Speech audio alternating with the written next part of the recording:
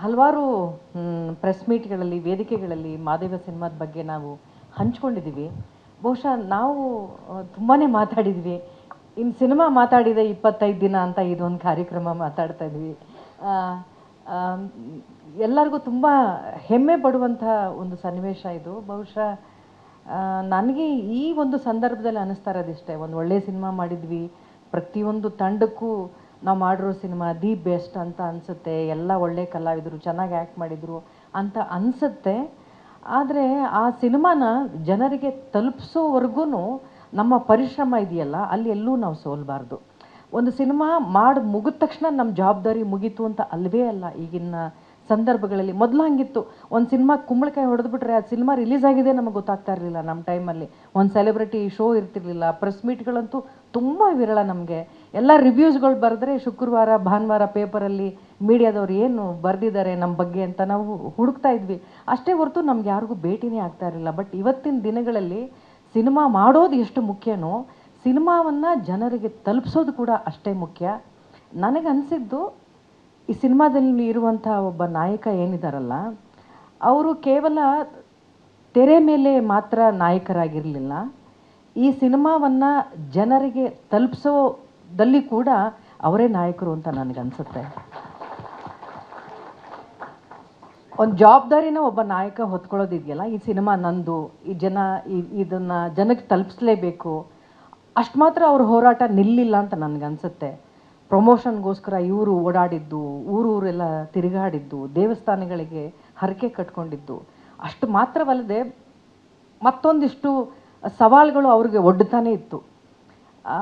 ಥಿಯೇಟ್ರ್ಗಳಲ್ಲಿ cinema ಸಿಗದೇ ಇದ್ದಿದ್ದು, ಕನ್ನಡ ಸಿನಿಮಾಗಳಿಗೆ ಥಿಯೇಟ್ರ್ ಸಿಗದೇ ಇದ್ದಿದ್ದು, ಅಲ್ಲೂ ಕೂಡ ಹೋರಾಡಿ ಈ ಸಿನಿಮಾವನ್ನು ನಿಲ್ಲಿಸಿದ್ರಲ್ಲ, ಬಹುವಾಗಿ ಈ ಸಿನಿಮಾ ಒಳ್ಳೆಯ ಸಿನಿಮಾ ಮಾಡಿದ್ದಕ್ಕೆ ನಿರ್ದೇಶಕರಿಗೆ ಅಭಿನಂದನೆಗಳನ್ನು ತಿಳಿಸ್ಬೇಕು.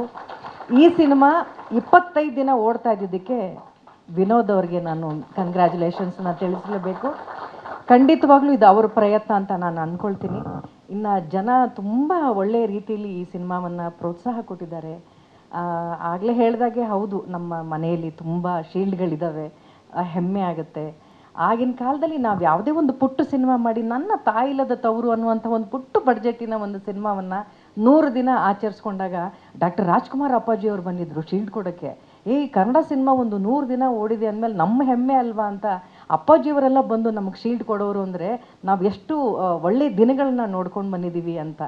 ಆ ದಿನಗಳಲ್ಲಿ ನಾವು 100 ದಿನ ಸಿನಿಮಾ ಓಡೋದ್ರ ಜೊತೆಗೆ ಅಂಥ ಮೇರು ನಟರು ಬಂದು ನಮಗೆ ಶೀಲ್ಡ್ ಕೊಡೋಂಥ ದಿನಗಳನ್ನು ನಾವು ಯಾವತ್ತಿಗೂ ಮರೆಯೋಕ್ಕೆ ಸಾಧ್ಯನೇ ಇಲ್ಲ. ಇವತ್ತಿನ ದಿನಗಳಲ್ಲಿ ಸಿನಿಮಾ ಓಡೋದು ಕಡಿಮೆ ಆಗಿದೆ. 25 ವಾರ ಸಿನಿಮಾಗಳೆಲ್ಲ ನಮ್ಮ ಜೀವನದಲ್ಲಿ ನೋಡಿದ್ದೀವಿ. ಇವತ್ತು 25 ದಿನ ಅನ್ನೋದೇ 25 ವಾರಕ್ಕೆ ಸಮ ಆಗಿ ನಿಂತಿದೆ. ಈ ಒಂದು ಸಿನಿಮಾಗೆ ಇಡೀ ಕನ್ನಡದ ಜನತೆ ಕೊಟ್ಟಂಥ ಅಭಿಮಾನಕ್ಕೆ ನಾವು ನಿಜವಾಗ್ಲೂ ಚಿರಋಣಿ ಅಂತ ಹೇಳ್ತಾ, ಎಲ್ಲರೂ ಕೇಳ್ತಾಯಿದ್ರು ನನ್ನ ಹೋದ ಕಡೆ ಎಲ್ಲ, ನೆಗೆಟಿವ್ ಕ್ಯಾರೆಕ್ಟರ್ ಮಾಡಿದ್ದೀರಾ ಅಂತ. ನನಗನ್ಸಿದ್ದು ನೆಗೆಟಿವ್ ಕ್ಯಾರೆಕ್ಟರ್ ಮಾತ್ರ. ಆದರೆ ಸಿನಿಮಾದಲ್ಲಿ ಪ್ರಸ್ತುತವಾಗಿ ಉಳ್ಕೊಳ್ಳೋದು, ತೆರೆಯ ಮೇಲೆ ವಿಭಿನ್ನವಾದಂಥ ಪಾತ್ರಗಳು ಮಾಡೋದಿದೆಯಲ್ಲ, ಅದಕ್ಕಿಂತ ದೊಡ್ಡ ಪಾಸಿಟಿವ್ ರೋಲ್ ಇಲ್ಲ ಅಂತ ನನಗನ್ಸುತ್ತೆ. ಸೊ ಆ ಥರದ ಒಂದು ಪಾತ್ರನ ಕೊಟ್ಟಂಥ ಇಡೀ ತಂಡಕ್ಕೆ ನಾನು ತುಂಬ ಹೃದಯದ ಧನ್ಯವಾದಗಳನ್ನ ತಿಳಿಸ್ತೀನಿ.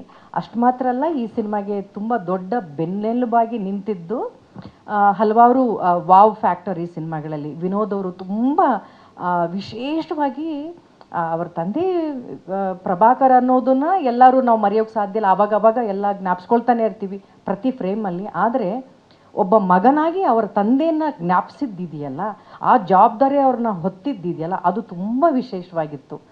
ಈ ಸಿನಿಮಾದಲ್ಲಿ ಪ್ರತಿಯೊಂದು ಫ್ರೇಮಲ್ಲೂ ಕೂಡ ಅವ್ರ ತಂದೆ ಜ್ಞಾಪಕ ಬಡೋರು, ಆ ಆ್ಯಕ್ಟಿಂಗಲ್ಲಿ, ಎಮೋಷನ್ ಸೀನ್ಸಲ್ಲಿ, ಆ ಫೈಟಲ್ಲೆಲ್ಲ ಅವ್ರಿಗೆ ಜ್ಞಾಪಕ ಬರೋರು. ಅಷ್ಟು ತಲ್ಲೀನತೆ ತುಂಬ ವಿಶೇಷವಾಗಿತ್ತು ವಿನೋದ್ ಪ್ರಭಾಕರ್ ಅವರ ಈ ಒಂದು ಸಿನಿಮಾ. ಅದರಲ್ಲಿ ಮಾಲಾಶ್ರೀ ಅವರು ವಾವ್ ಫ್ಯಾಕ್ಟರ್. ಇಂಟರ್ವೆಲ್ ಆದಮೇಲೆ ಅವರು ಬಂದಿದ್ದು, ಜನ ಅವರನ್ನು ಇಷ್ಟಪಟ್ಟಿದ್ದು, ಅದೆಲ್ಲ ತುಂಬಾ ಚೆನ್ನಾಗಿತ್ತು.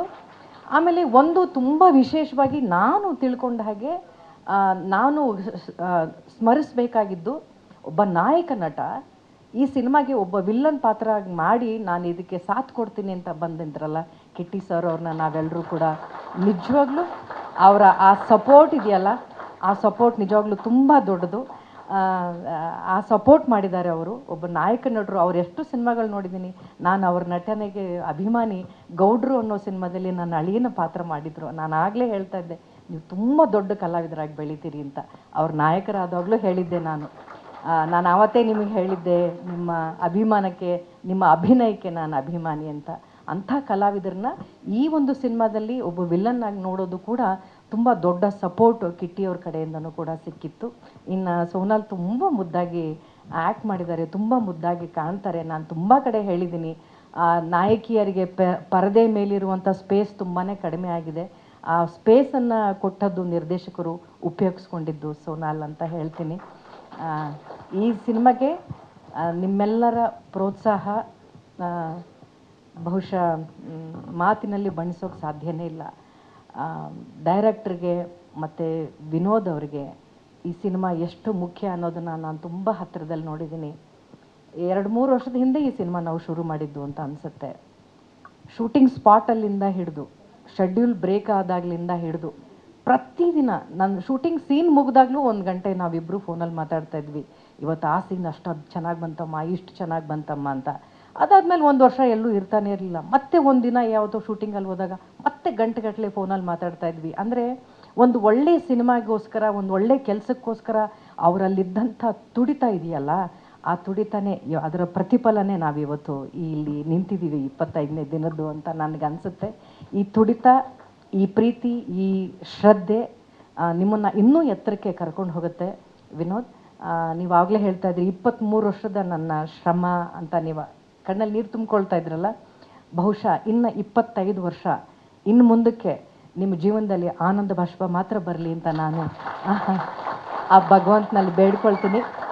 ಇಡೀ ತಂಡಕ್ಕೆ ಒಳ್ಳೊಳ್ಳೆ ಗಾಯಕರು ಎಲ್ಲ ಬಂದಿಷ್ಟೊತ್ತು ಹಾಡಾಡಿದ್ರು. ನಿಮ್ಮೆಲ್ಲರ ಆಶೀರ್ವಾದ ಅಥವಾ ಪ್ರೋತ್ಸಾಹ ನನ್ನಂಥ ಕಲಾವಿದೆ ಮೇಲೂ ಕೂಡ ಯಾವಾಗಲೂ ಇರಲಿ ಅಂತ ಕೇಳ್ಕೊಳ್ತೀನಿ. Thank you so much. Mala, ನಾನು ಕಾಯ್ತಾ ಇದ್ದೀನಿ, ಆದಷ್ಟು ಬೇಗ ಸಿನಿಮಾ ಮಾಡು. ನೀನು ಹೆಂಗೆ ಹೇಳ್ತೀವಿ ಹಾಗೆ, ನೀನು ಹೊಡಿತಾ ಇದ್ರೆ ಹೆಂಗೆ ಬೇಕಾದ್ರೆ ಹಂಗೆ ಬೀಳ್ತಾ ಇರ್ತೀನಿ ನಾನು. ಅವ್ರ ಜೊತೆ ನಿಲ್ಲೋದೇ ಒಂದು ಒಂಥರ.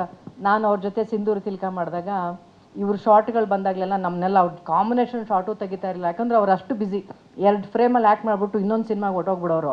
ಇವ್ರು ಹೋದ್ಮೇಲೆ ನಾವು ಆ ಸಿನಿಮಾದಲ್ಲೆಲ್ಲ ನಾವು ಒಟ್ಟಿಗೆ ಆ್ಯಕ್ಟ್ ಮಾಡಿದ್ದೀವಿ ಅಂತ ಸಿನಿಮಾ ನೋಡಿದ್ಮೇಲೆ ಗೊತ್ತಾಗಿದ್ದು ನನಗೆ. ಒತ್ತಿಗೆ ಈಗ ನಮಗೆ ಆಯಿತು, ನನ್ನನ್ನು ಮಾತ್ರ ಸಪ್ರೇಟಾಗಿ ತೆಗೆದ್ಬಿಟ್ರು. But it's so happy that Kitty ಅವ್ರ ಸ್ವಲ್ಪ ಬಗ್ಗೆ ಹೇಳಬೇಕು. Thank you. ಇವನ್